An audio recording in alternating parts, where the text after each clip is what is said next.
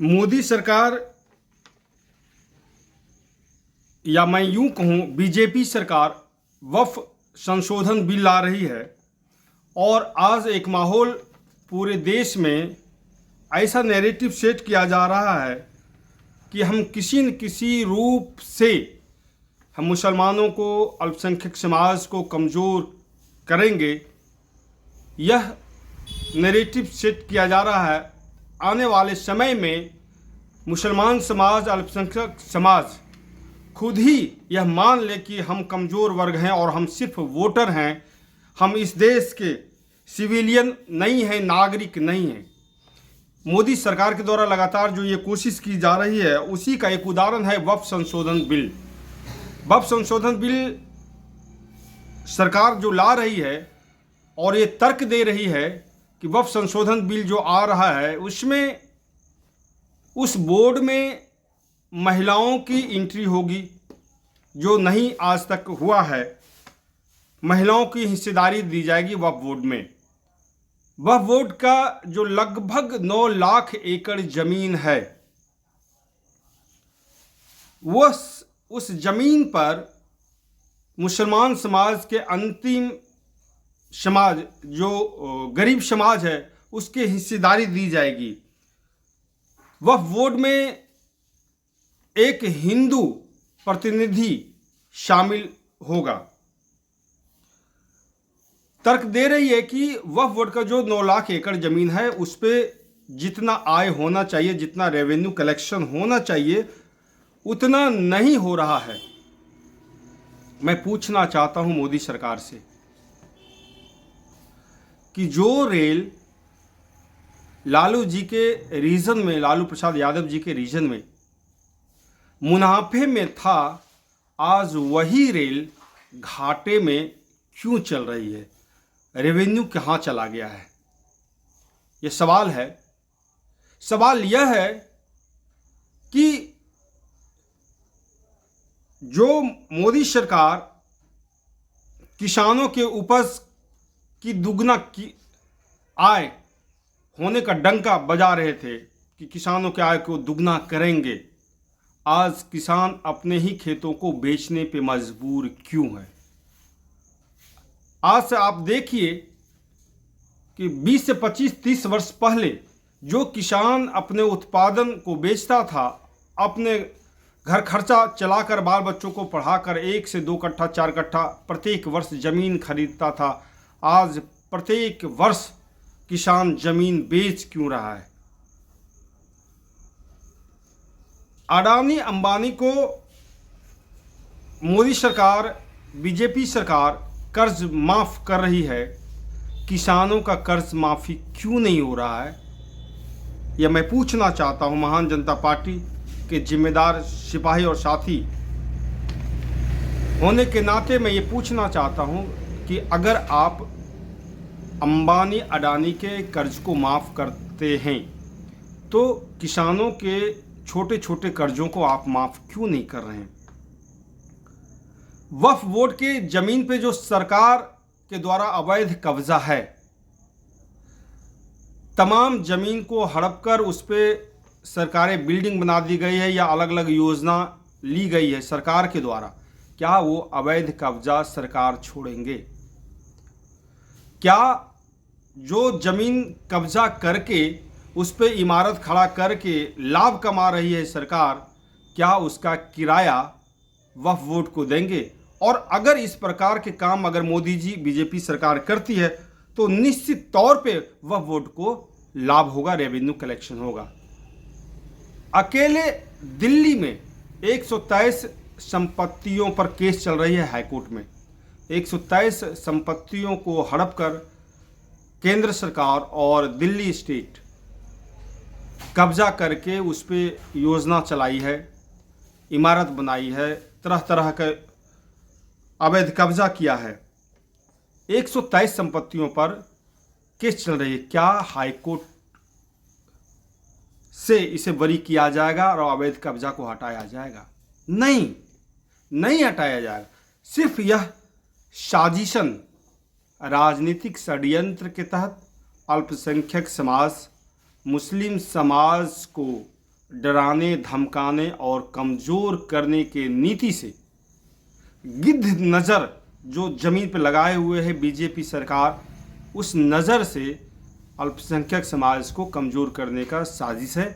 वक्फ board को कमज़ोर किया जाएगा, उसमें हिंदू की एंट्री दी जाएगी, महिलाओं की एंट्री दी जाएगी, वैसे वैसे लोगों का प्रतिनिधित्व दिया जाएगा जो आरएसएस के द्वारा ट्रेंड लोग होंगे, और अंततः ज़मीन को हड़पी जाएगी।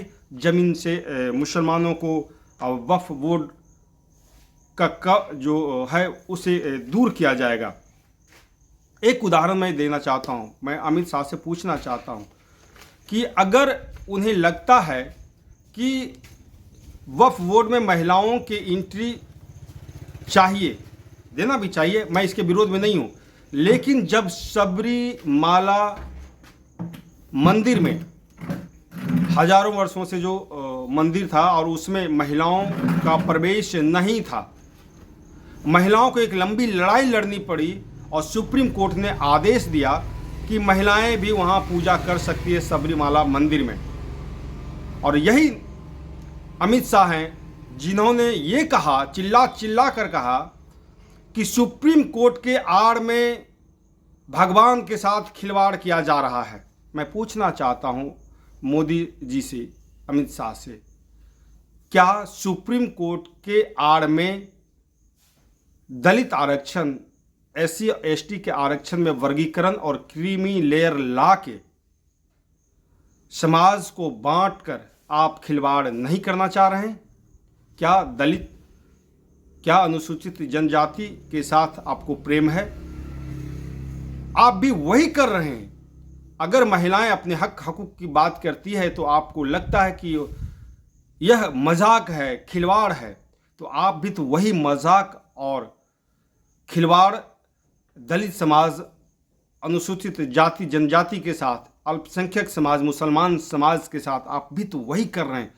एक्चुअली बात वक्फ बोर्ड की नहीं है। वक्फ बोर्ड की जो जमीन है 9 लाख एकड़ के आसपास, उस जमीन पर गिद्ध नजर है सरकार का, और उस जमीन को लेकर अंबानी अडानी को देना चाहते हैं। इसीलिए वक्फ बोर्ड में संशोधन लाने की ज़रूरत है, अपने लोगों को बैठाने की ज़रूरत है, ताकि इसे कमज़ोर करके और फिर इसकी ज़मीन को हड़पा जा सके। एक उदाहरण मैं देना चाहता हूं कि आंध्र प्रदेश में नायडू जी ने 1100 एकड़ वक्फ बोर्ड का 1100 एकड़ एयरपोर्ट को दे दिया बिना वक्फ बोर्ड के परमिशन का।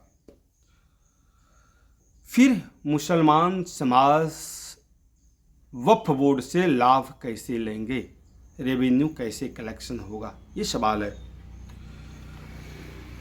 एक्चुअली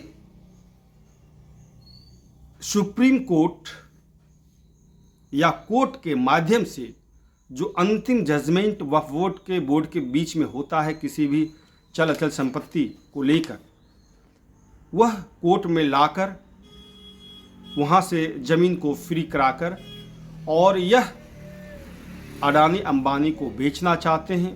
पीछे भी बेचते आए हैं, हड़पते हुए आए हैं, और लाखों एकड़ ज़मीन हड़पा जा चुका है। हम सीधे सीधे ये कहना चाहते हैं कि सरकार का जो गिद्ध मंशा है, गिद्ध सोच है, उस सोच से अल्पसंख्यक समाज को डराया जा रहा है। ज़मीन को हड़पने का ये साजिश है।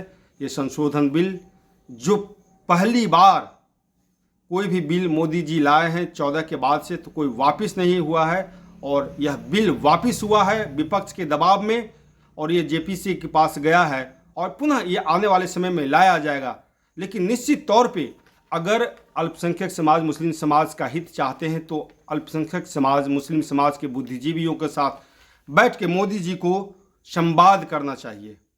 ये संवाद नहीं करते हैं, ये वाद विवाद करते हैं, डराते धमकाते हैं। हिंदू वोटरों को एकत्रित करने का इनका सिर्फ मकसद होता है, और एक धड़ा में अल्पसंख्यक समाज को गिराना चाहते हैं, डराना चाहते हैं, धमकाना चाहते हैं। इनके एनडीए की सरकार में जो इनका पार्टनर है नायडू जी, इनका पार्टनर है चिराग पासवान जी।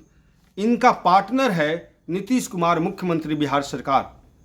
मैं पूछना चाहता हूं कि वक्फ बोर्ड जो संशोधन बिल लाया जा रहा है, इस पे नीतीश कुमार जी का क्या स्टैंड है, ये क्लियर करें। चिराग पासवान जी अपने स्टैंड को क्लियर करें कि वक्फ संशोधन बिल जो लाया जा रहा है मोदी सरकार के द्वारा, उस पर आपकी क्या राय है, क्लियर करना चाहिए जीतन राम मांझी जी को कि आपका क्या स्टैंड है। अल्पसंख्यक समाज, मुस्लिम समाज के साथ जो दोहरा चरित्र अपनाया जा रहा है, इस पे आपका क्या स्टैंड है। आप मुंह तो खोलिए नीतीश जी, मुंह तो खोलिए चिराग पासवान जी, जीतन राम मांझी जी, बात वैसे नहीं चलेगा। अल्पसंख्यक समाज के साथ आप जुड़ के सिर्फ वोट लेना जानते हैं, लेकिन जब हक हकूक की बात आती है, अधिकार की बात होती है, तो आप मौन धारण कर लेते हैं और सारा का सारा गलत काम करने के लिए सहयोग करते हैं बीजेपी को। आप मोदी जी को सहयोग करते हैं और जब वोट लेने की बात आता है तो दर दर घूमते हैं और हितैषी बताते हैं। अब ये चलने वाला नहीं है। महान जनता पार्टी ये चाहती है कि नीतीश कुमार जी, चिराग पासवान जी, जीतन राम मांझी जी और अन्य तबका जो है, जो इनका पार्टनर हैं, वह अपना स्टैंड क्लियर करें। साथ में जो विपक्ष हैं, उसमें भी लोग जो बैठे हुए हैं, उनको भी लड़ाई लड़नी चाहिए। जो सही है, सही का साथ देना चाहिए। बीजेपी की गलत मंशा पे पानी फेरना चाहिए, ताकि आने वाले समय में यह समाज को बांट नहीं समे, यह समाज को टुकड़ा टुकड़ा नहीं कर सके, समाज में डर और भय का माहौल पैदा नहीं कर सके।